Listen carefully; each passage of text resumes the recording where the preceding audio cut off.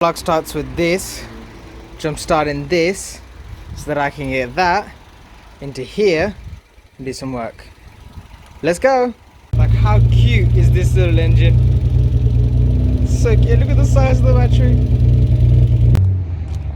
I had a feeling he would come out for this part. So everyone, yeah, at the moment I'm just working on the 6 Series. So in this video you're going to see basically me installing the ambient lights, I guess is the best way to put it, onto the car. But damn, sounds so good. Got no front end, so forget Fast and Furious when it says do we ain't got no engine. Actually no, this is better to have an engine than no front end.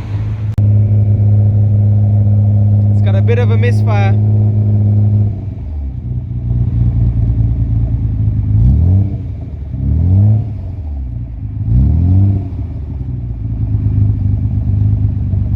And if you are new to this channel, everyone, then I'm Mr. GCC, and in this channel I basically do a lot of DIY stuff or a lot of car modifications and things like that. There's my E30 behind me, which is in for an engine swap. But I'm basically, yeah, just if you are into anything car related or anything like that, make sure you give me a subscription, because yeah, there's a lot due to happen throughout this year. And just so you know, yeah, there's the engine to go into that. So yeah, be sure to subscribe. Right, more stuff has arrived for me in the post, and you're gonna hear my family laughing in the background. It's a fun part, because now I gotta clean up this whole space behind me, so that I can comfortably park the 6 Series here, so that I can do all the work to it right now. So no, this isn't Aladdin. Don't have a genie. Gotta do the hard work.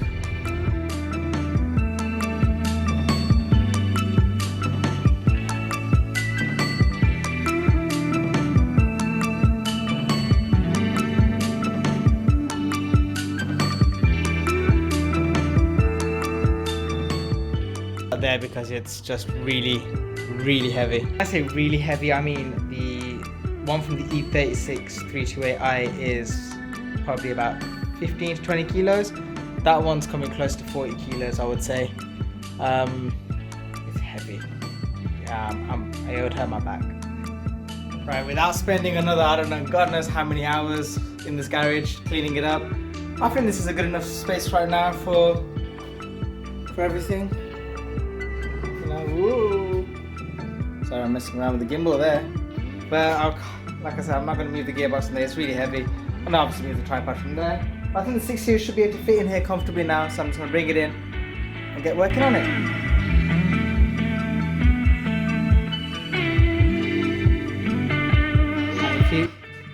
Yep, there you go. I was expecting to hear him. I don't even know what he's doing right now, but he's going to be in the background of my unboxing. Well, to be honest, I know what those two items are. They're my 5 lug nut conversion. That's the free brake disc, rear brand new brake disc that I got. That's the intake manifold from an M50 B52 25. What is he doing? Right, I'm hoping this is what I think it is, because if it is, then tomorrow is going to be an epic day, and it's definitely going to be a video you guys will all want to watch. No, I didn't order cat food. Right, no, I don't think this is cat food. Oh, okay, that came really quick. This is actually the brakes from an E36. Damn, okay, so this is my brake kit from the E36. So no wonder why this box was so heavy. So in this video today, this is basically everything we're playing around with, plus some cabling, but that's going to come soon, and a fuse box. Actually, this isn't everything, but this is a majority of it. See this? This is going to be part of the ambient lighting that I'm going to install on the 6 Series. Very much like modern cars nowadays, it's going to be a very DIY related custom install because I'm not going to be using all of the original fittings and things. All this is, it's a tube with a light beam running all the way through from one end to the other. So if I plug this in, I'm hoping you will be able to see what it looks like. You can see it lights up. Oh my gosh.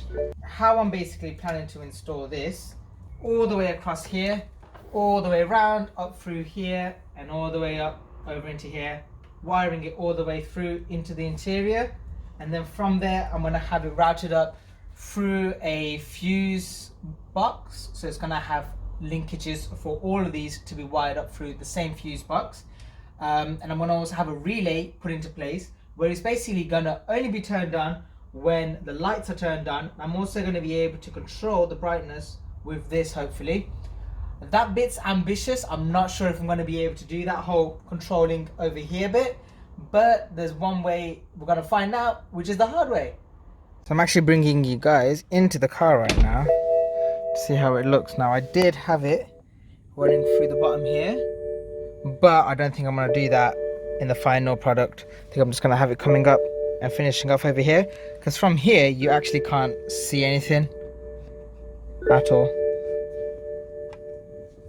Now that to me looks way cooler from sitting inside the car, so I think I'm going to go for that kind of finish where it's just going to come and end up here. I don't think I'm going to follow it around, but if I do, then that'll be good use of the extra cable, but we'll see how it goes. Wow, that looks so cool. And that's basically going to go, I'm going to do it all the way across the dash, all the way behind there, and then it's going to flow around to the other side as well. Right now what I'm trying to do is understand this circuit board. So I'm going to just put this somewhere safe. And with this, basically this is the connection that goes to the lights. So I need to figure out which one of these control which part of this. Okay, a quick call from my brother saying I got a new package arrived, so let's open this up. Yeah. Can't find my blade right now, so that will have to sacrifice. What is it? What is it? Why is this one so tight? Oh, I think it is the other parts I was waiting for.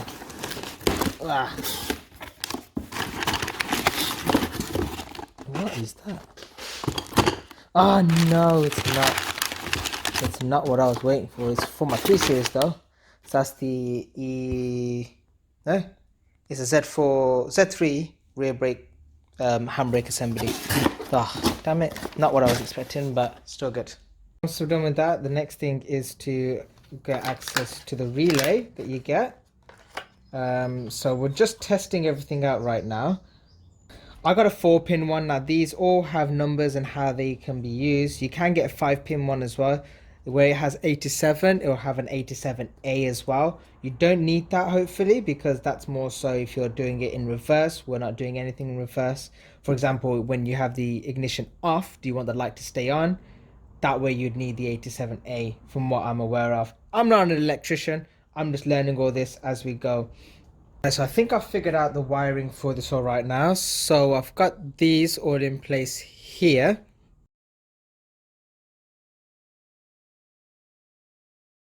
Come off to BM's R Us and oh my gosh, do they have a stockpile of cars? And this is just one part of the warehouse. Like that. Not sure how much of this is I'm going to be using, but this is basically the switch that I bought from the E38. It's just a dial switch. Just taking it apart right now, you gotta like undo these side bits and then the forward and back part to get it to this stage. I'm just trying to look at the wiring or the circuit board, or kind of whatever this area is called. I'm not an electrician or anything like that, but I've been able to kind of get a quick understanding of it all as to how it might be working. So this bit here controls, so these 3 bits here control here as to how much voltage is going to be running through it. So I'm just trying to figure out how all of this goes through. So I've managed to make a breakthrough. But I've seen that with this, if I connect two of the cables up, it controls all of that. The brightness, baby. Oh yeah. So now I've got to figure out how I can make that work with the rest of it.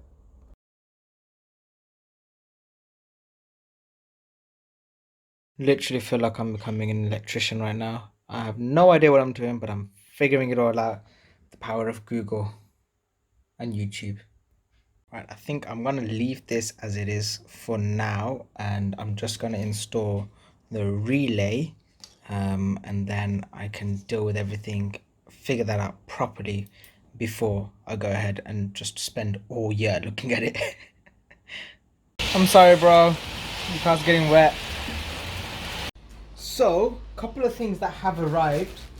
This is a new kit basically. So this is actually battery operated. Again, I shouldn't really be needing to use this part.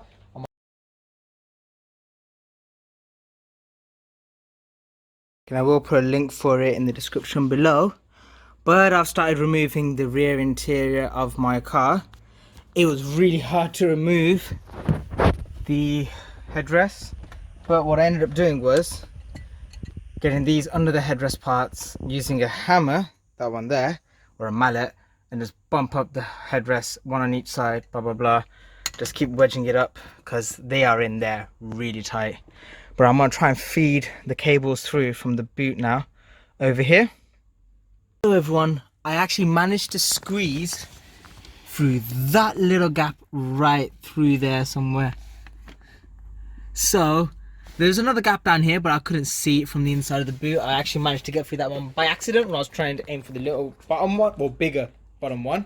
I find that part easier than me because I've got an LPG gas tank there, which stops a lot of access to the back. I don't really want to remove it. Started to do some of the wiring now, so the negatives on. I haven't connected the positive just yet. But what I'm going to do right now is I'm going to connect it all to the relay. From the inside of the car, I'm going to connect it all to this relay. From this relay, it's going to be going to the fuse box, and then from the fuse box is basically going to be distributed out to any other accessory that I want to get put in for this car. This fuse box and the relay will in essence be that big gap right there. So I'm just going to sticky tape it or double-sided tape it all down. I don't really want to drill into there or anything like that, but it's going to be hidden behind the little center armrest part as well. It's going to give me good easy access for any other installations that I want to do with this car. Use this diagram that I did while inside the house, so that's how I'm going to wire up the relay. That remote 12 volt ignition wire is going to be tapped into the one that I did previously for the center armrest cigarette lighter that I installed, which you can see it's just in there. I'll show you guys real quickly. So there it is, just there. Have a look at how I installed that. Have a look in the description below. I'll put a link to that installation. Really good, really easy, and it's brilliant game changer for having an extra USB port. This setup is also going to allow you to install another USB port or anything like that, depending on how you like to go about it all.